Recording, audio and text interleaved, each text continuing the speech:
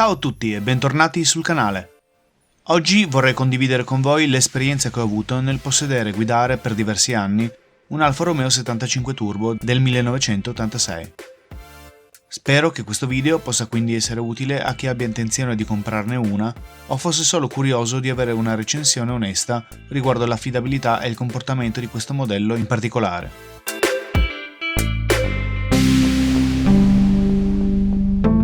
La 75 è stata la seconda macchina che ho posseduto dal 2008 al 2018, presa con 40.000 km e lasciata con 110.000. È stata un'incredibile compagna di viaggi, avventure e anche di qualche traverso di troppo. Nonostante tutto, devo dire che non mi ha mai lasciato a piedi e mi ha regalato soddisfazioni enormi come anche enormi costi di mantenimento e riparazione. Ma andiamo con ordine e partiamo dalla tecnica. Il motore è il classico 4 cilindri bialbero Alfa con doppio albero a camme in testa. La catena di distribuzione è robusta ed evita il disturbo di sostituzioni frequenti o di possibili rotture come può avvenire con le omonime cinghie di distribuzione. La cubatura è di 1779 cm3, turbo compresso tramite una Garrett T3 per 155 cavalli dichiarati e 226 Nm. Un motore per l'epoca coppioso dunque, ma che non disdegna di salire di giri. Il gruppo propulsivo è ben assecondato dal sistema transaxle che permette un'ottimale distribuzione dei pesi. In questa configurazione infatti il cambio è posto al retrotreno in blocco con i freni posteriori e dal differenziale in questo caso autobloccante al 25%. Oltre a ciò troviamo il ben noto ponte di Dion e parallelogramma di Watt che permette di mantenere sempre perpendicolare le ruote posteriori all'asfalto, garantendo una buona motricità. Altra peculiarità, all'avantreno le molle sono sostituite da delle barre di torsione sulla turbo leggermente più grosse rispetto ai modelli meno potenti.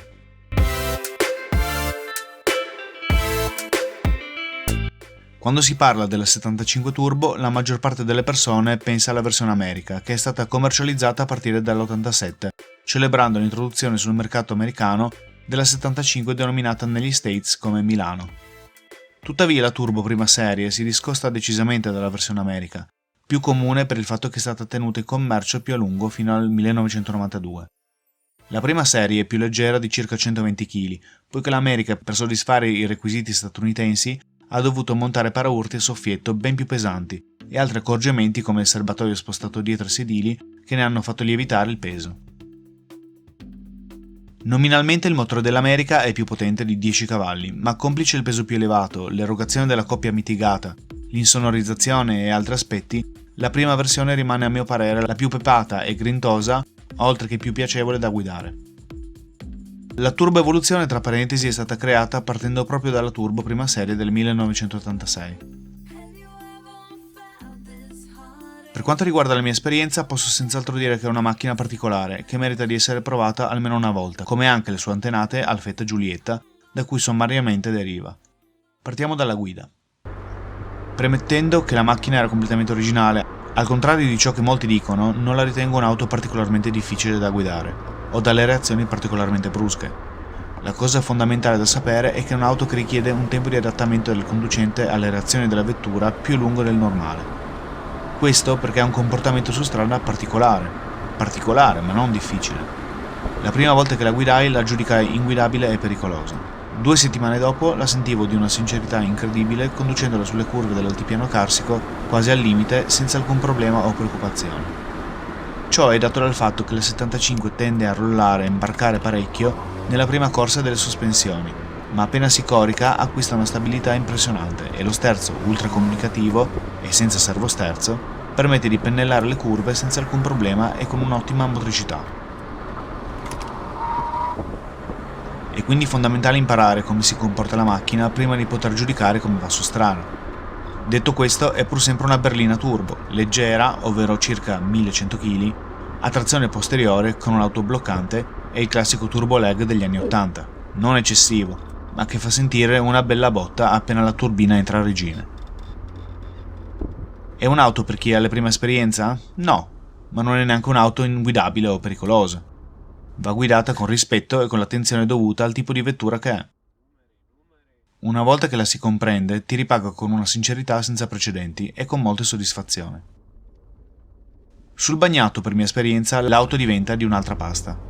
Se con l'asciutto non ho mai avuto remore a portarla al limite, col bagnato non ci scherzavo più di tanto. Perfetta se ti vuoi divertire con qualche sovrasterzo divertente e sincero, ma un incubo se provi ad andare veramente veloce. Questo anche a causa dei freni, argomento che trattiamo a breve. Il trucco per guidare il 75 Turbo sul bagnato per me era utilizzare il turbo lag. Il metodo migliore per quelle volte che volevo una percorrenza in curva veloce era il seguente: entrare ben frenato in curva e, anche se può sembrare controintuitivo, ripremere l'acceleratore poco prima dell'apice. Questo faceva sì che la turbina andasse in pressione in quella frazione di secondo che ti permetteva di percorrere i metri dell'apice della curva in maniera neutrale, per poi fiondarti in uscita di curva con l'entrata in coppia della turbina. Questo permette di non perdere troppa trazione e percorrere la curva con una velocità ragguardevole. Se al contrario si preferisce intraversarla per uscire con uno spettacolare sovrasterzo, non occorre fare altro che puntare il muso più all'interno, sterzando più del dovuto, e accelerare leggermente prima. Ritengo la 75 inoltre una macchina guidabile quotidianamente, avendo l'accortezza di farla girare un poco al minimo prima di spegnerla per abbassare le temperature di esercizio. Passiamo ad una delle note dolenti dell'auto, i freni. Parliamoci chiaro, per un uso tranquillo, stradale, vanno benissimo. Il problema è che una macchina così vivace ti porta a guidarla in questo modo, e già dopo qualche frenata potente l'impianto inizia ad andare in crisi. Le pinze Brembo e i dischi sono leggermente sottodimensionati, a mio parere. Oltre a questo, moltissimi lamentano il fatto che i freni si sbilancino facilmente, con il risultato che l'auto in frenata tira a destra o a sinistra.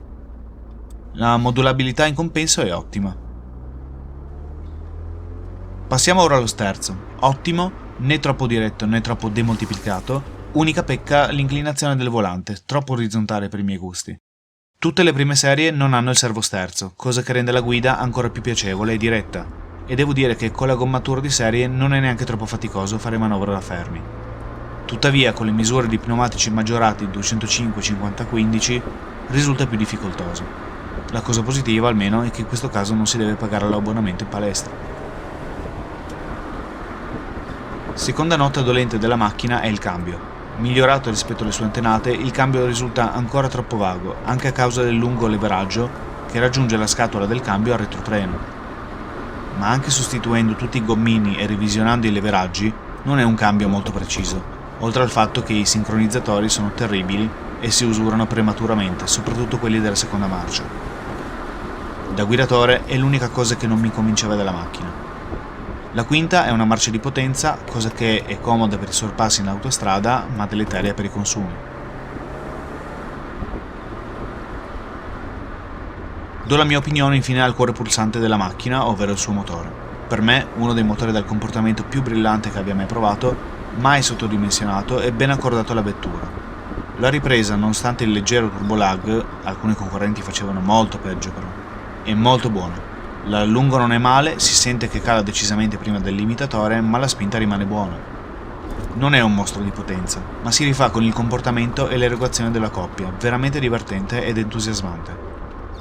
Il basamento inoltre è molto ben fatto e il motore risulta longevo e, se mantenuto regolarmente, molto resistente. Le prestazioni da me rilevate con GPS sono un'accelerazione 0-100 in 7,9 secondi e una velocità massima di circa 213 km/h. I consumi non sono fantastici, ma neanche tremendi. In generale, guidando in maniera brillante ma non eccessiva, il consumo si attesta intorno agli 11 km al litro. Ultima nota agli interni. Ovviamente questi vanno a gusto personale, ma segnalo che il tessuto del sedile della prima serie è molto fragile e si deteriora facilmente. Inoltre anche il tessuto del cielo tende a scollarsi e a rovinarsi spesso. Ora, trattando l'affidabilità che ho riscontrato nella mia macchina e in quelle di amici del club Alfa Romeo della mia zona, premetto due cose importanti.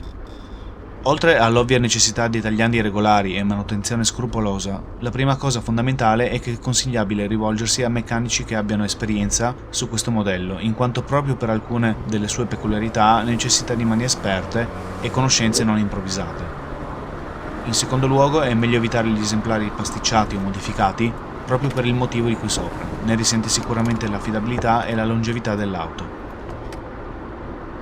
In ogni caso, anche a causa del mio piede pesante, ho dovuto sostenere diverse costose riparazioni straordinarie. Ho sostituito il cambio una volta per rottura e in altre 2 occasioni ho fatto sostituire i sincronizzatori. Questo però ha comportato lo smontaggio dell'intero ponte posteriore più e più volte per un costo di manodopera non indifferente. Il differenziale posteriore è stato modificato perché i dischi erano usurati ed è stato portato al 45%. L'impianto elettrico mi ha dato più di qualche noia. L'ultimo problema più grande era dato da vuoti di potenza causati da un cavo sotto cruscotto che non faceva contatto correttamente, facendomi diventare matto per capire dove intervenire. Ciò ha comportato lo smontaggio di mezza macchina per verificare tutto l'impianto elettrico fino a trovare il problema. Infine, giusto per citarne qualcuno, ci sono stati problemi con la Peerbug originale, che ha dovuto essere bypassata. Diciamo che per un'auto di 35 anni l'affidabilità è quella che è, ma non sono tanto gli eventuali problemi quanto il costo per la manodopera qualificata. I ricambi infatti fino ad oggi si trovano, nonostante i prezzi stiano ugualmente salendo. Nonostante tutto, per quanto mi riguarda, l'Alfa 75 Turbo rimane un'icona e ho affrontato le spese di manutenzione di buon grado, poiché la ritengo un'auto con delle caratteristiche uniche, che merita di essere conservata al meglio. Il mercato ultimamente ha conosciuto un nuovo fasto e una 75 Turbo prima serie, in ottimo stato, può valere intorno ai 15.000 euro con uno scarto di circa 5.000 euro. Insomma, può piacere o non piacere, ma resta un'auto dal fascino indiscusso, che ha segnato la storia di uno dei marchi più importanti di sempre e la fine di un progetto iniziato negli anni 70 e durato per più di 30 anni, da quanto era tecnicamente valido. Vi lascio con alcuni filmati che ho recuperato e se il video vi è piaciuto, come sempre, lasciate un like e iscrivetevi al canale per altri contenuti.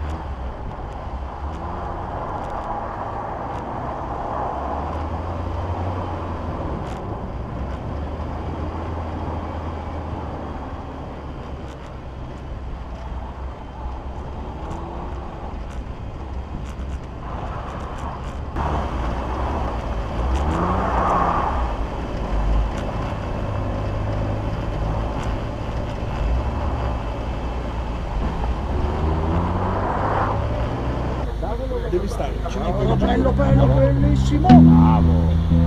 Devi stare vicino al monocampo, se stai vicino al giallo, alla macchina vai ancora solo bene la macchina. Se stai là, Lui qua la prende da Dio.